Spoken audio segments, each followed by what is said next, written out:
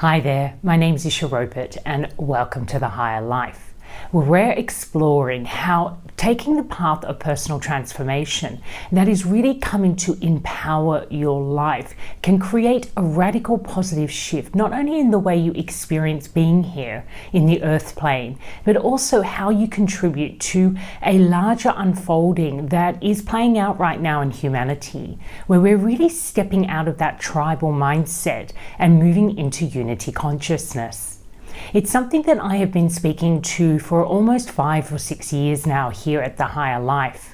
Obviously, I started the work here really as a way to empower people through sharing specific tools. The idea was to take anything considered spiritual, new age, psychological, and really help you see how by unpacking these in a very pragmatic way, you could lift the wisdom out and actually apply it in your day-to-day life to live as a more empowered human being. But over the years, it started to gain a lot more momentum within my own personal experience of moving through transformation. And when I have epiphanies or I have sharp moments of clarity and I'm able to really apply that to create what I believe is more ease, more prosperity in my own life, I then bring that insight and share it here with you. And what I want to do today is talk to you more about the whole process that I have moved myself through, the personal transformation that I've undergone, and how we could actually conceptualize that in a way that it can be helpful for anyone else who's moving through a similar inner alchemy, one could say. Now, what's really helped me gain more clarity is I took a sort of side path and started to work on a podcast called The Pearl Effect. And that was really looking at how does personal transformation in and of itself serve a larger collective movement into higher states of well-being in a way that the whole universe can prosper. That all life form is actually given the best possible chance to truly thrive. And that's exactly what's programmed within us as a human being who's part of this larger natural landscape. We have this inner urge to constantly seek out a more evolved, a higher quality state of being. In a way, that's why I called this work The Higher Life. I grew up in an environment where there was a lot of false versions of excitement, distractions, all these possibilities that I had laid out in front of me, educational possibilities, career possibilities, being able to travel. It really was what I would call the high life, a life that offered lots of different ways to get high, but perhaps didn't really educate me or upskill me in the way to meet reality as it really is, as a human being who is limited by a physical body, who experiences the emotional plane, this emotional wave, highs and lows, that has a psyche that is easily manipulated and conditioned by outside forces, and has also been born into a system in which carries over a lot of intergenerational and ancestral patterning. So you're not really born free, are you? When you start to unravel and unpack all the different ways that your sense of self has been created and shaped and reinforced from the moment you were conceived in the womb. Because even in the womb, those patterns are already actively creating a sense of self. It's chemistry, it's transformation. We're constantly transforming, and there's all these different forces, inner and outer, that are playing their part in how we actually become, unbecome, rebecome. It's a constant state of being born and dying out these sense of selves within one lifetime. However, I do think that we're actually moving through an evolutionary process, and the human psyche or psychology is moving through a way of engaging with this self. So what do I really mean if I'm going to put it in a very practical way? We really have these 4 stages of self. And that happens within our own life if we are able to be self-aware enough to actually move from one phase to the next. But we can also see that it's happened out in humanity. As a species, we've evolved through states of being. We were born into this earth plane, and the immediate way that we engaged with life was survival. So we could say that the first self that was born into the human experience was the survival self. Now that's the same when you're born as a baby. You really do need to survive in order to become old enough to actually then be able to take care of yourself. And if you've done any sort of research or work with how babies survive, it's all about bonding and adapting, being able to adapt into the system that you're born into, no matter how extreme that adaptation is. The adapted selves that we shape and engage and hold on to throughout our childhood, they're all in service of this survival. Now, of course, survival looks different in a middle class experience than it might do if you're born into very extreme conditions like poverty or war, where it's really about just getting through the day. However, if you're born into a safer, more comfortable environment, survival looks different. It's about a psychic and psychological survival, also physical. So, how do you adapt into the psychology of the system that you were born into? Are you a pleaser? Were you the black sheep? We have these archetypal ways that children adapt into a family system. Were you the high performer, the overachiever, the lost child? There's all these different personas that we are conceptualizing and naming within the human experience that help us to understand how our youthful or young selves adapt into the systems in order to survive them. And it can be quite painful because in order to adapt, you have to create layers over your true self. That is, the adaptive self becomes the self that you recognize and are most intimate with. And perhaps you never even got a chance to find out who this authentic self might have been or is when you're not so busy adapting to survive in the system you were born into. Now, after survival, the self starts to want to evolve and become, more skillful in the way that it lives in the world. And we may see the survivor adapt or transform into what is called the striver. Or, other ways of looking at that is the way that we have progressed in humanity. We're no longer surviving the day to day, just trying to get our basic needs met.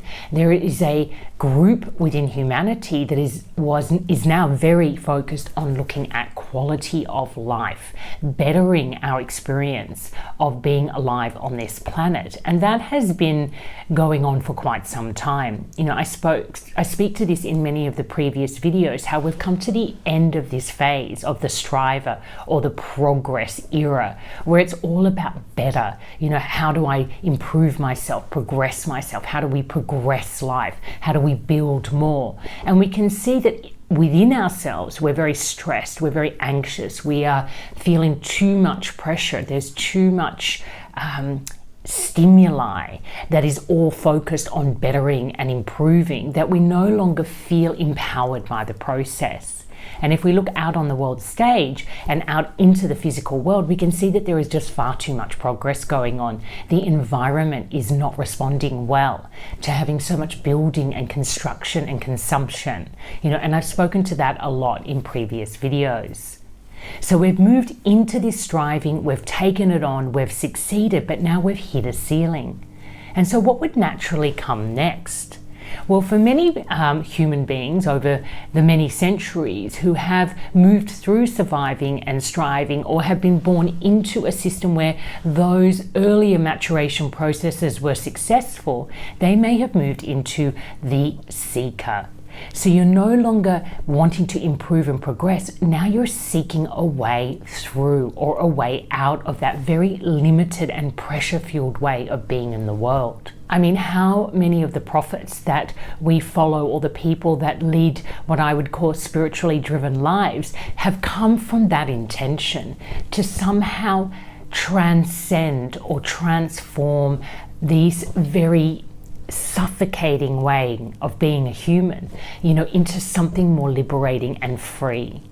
Now, of course, it's not always easy to really articulate what I mean here, because obviously this is a free flow, but it's something that I've been exploring in my own life, because I feel myself, I have been in that seeker mindset for quite some time, maybe all of my life. I didn't really feel a lot of resonance around this striver persona. I probably did strive a little bit at some points throughout my schooling to try and please my parents or try to please the society, which told me that I need to be a certain way to actually succeed. But I never really cared that much, if I'm truly honest. Where the resonance has been for me is in the seeking. I have been deeply immersed for almost 25 years in all types of human potential, spirituality, modern psychology, family systems therapy. I just go as far and as wide as I can sometimes to really truly understand what is going on in my life. I tried to make sense of the childhood that I had. It was very complicated and layered, and there was definitely a lot of intergenerational trauma that I was born into. So I definitely developed a lot of adaptive selves, and one of them was the pleaser. And what's super interesting here is that the pleaser, or that adaptive self that really got fully developed throughout my childhood, has somehow hijacked this natural resonance I have to explore the spiritual, and thought, yes, this is a really good way for me to keep surviving as a pleaser. I'll take all of this spiritual insight that I have gained through my own personal exploration and use it to help others. And we see this happening a lot out on the world stage and in the very market-driven arena of career, where there is this real rhetoric about, if you have a talent, if you have a gift, it's only really valuable if you can then serve others through it. But there's also a limitation to that. What are you really seeking through that service? And I think, again, it comes back to kind of seeking some sort of recognition, a way to belong, a way to contribute. But you're really only seeking to belong and contribute to a culturally curated reality. It's not actually the true reality. The true reality in some ways is a lot simpler than that. I spend a lot of my days as an active mother. I have relatively young children. They're 12 and 15, but they still require a lot of parental guidance. And it can be a very mundane role to be in. I've spoken a lot to this over the last 15 years. There's not a lot of recognition for how challenging, how complex, and how much integrity and resilience you really need to parent your children in a very self-aware way. To be able to hold their happiness, their joy, their opportunities and their potential in a world that potentially seems less and less friendly. These are real missions that many parents are on. And I know as a mother, it's been very important for me to honor the well-being of my children. It's not sexy. And that has been a point of confusion for me, that the work that I'm doing is not really valuable. So somehow I need to compensate for it by going out and actually creating valuable work through my life coaching, or even through the work that I'm doing here at the Higher Life. But in fact, it brings me a great sense of joy to really unpack and explore different concepts or ideas or things that I'm working on in my own life in this very natural way that I am today.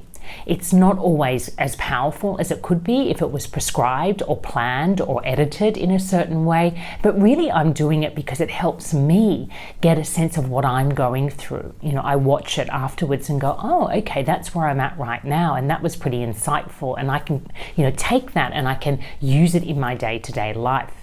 So that seeking, it has brought me a lot of personal joy, but it's also been hijacked by that adaptive self, the self that still wants to please and be recognized and valued. My work has to have value. And it brings me into conflict with myself all the time. The adaptive self and the authentic true self, they're kind of not aligned. So that's been something that I've been really exploring recently. And what I realize is the seeker self also has a ceiling.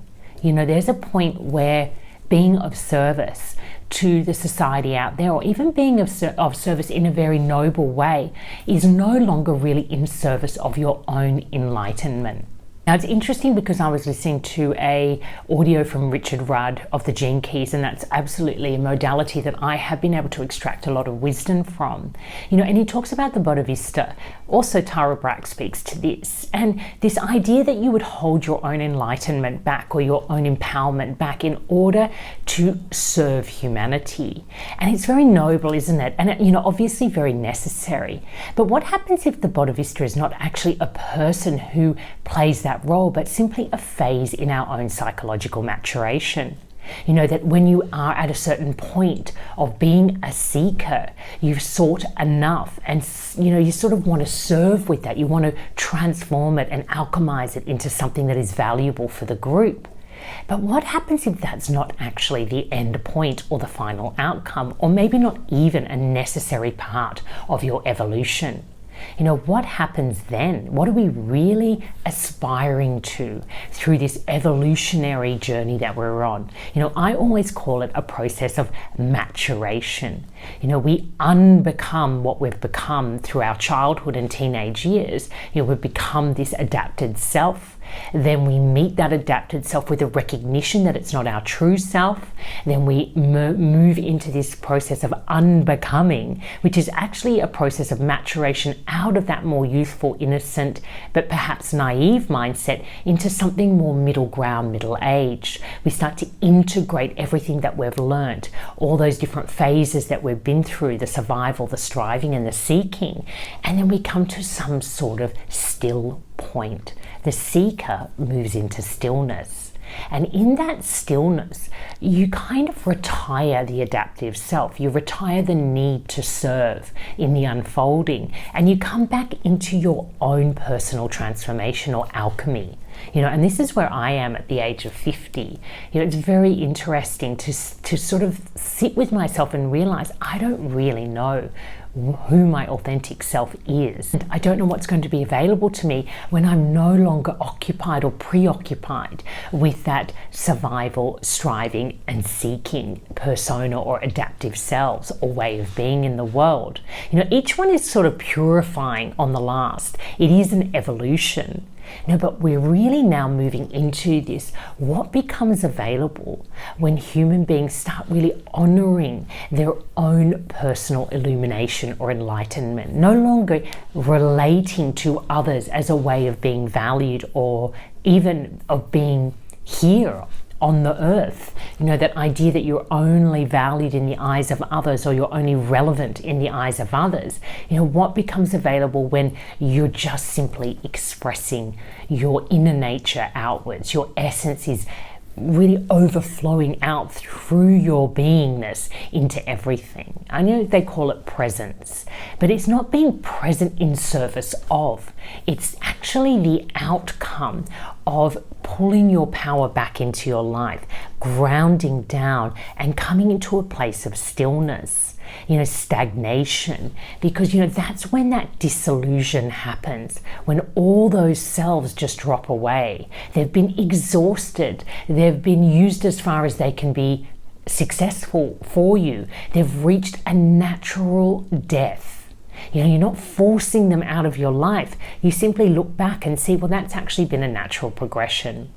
And that's been true for me. When I look back on my life, I can see that very early on, part of my survival strategy was recognizing that I'm a cycle breaker, and then investing all my energy striving to become the best cycle breaker that I can be. That idea that I'm going to break that cycle of intergenerational trauma and neglect that has come down from one generation to the next by really stepping up and facing it, facing that karmic legacy, facing my cultural inheritance, doing that hard work to sit with myself and understand the many selves that I have identified with over the years that aren't really authentic.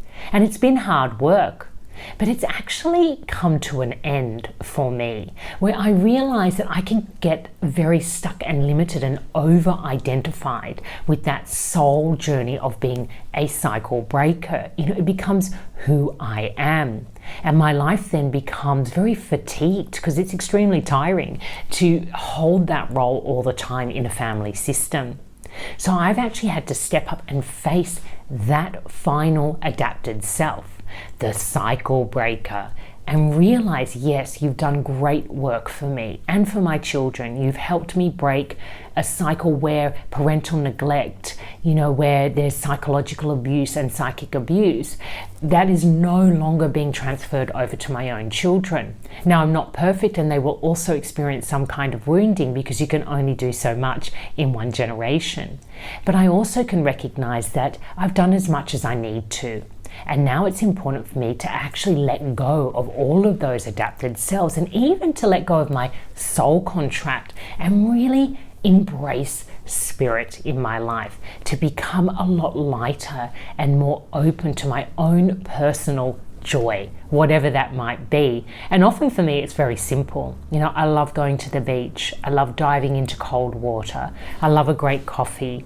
These things have always been part of my life, but they've always been very undervalued because it's not productive.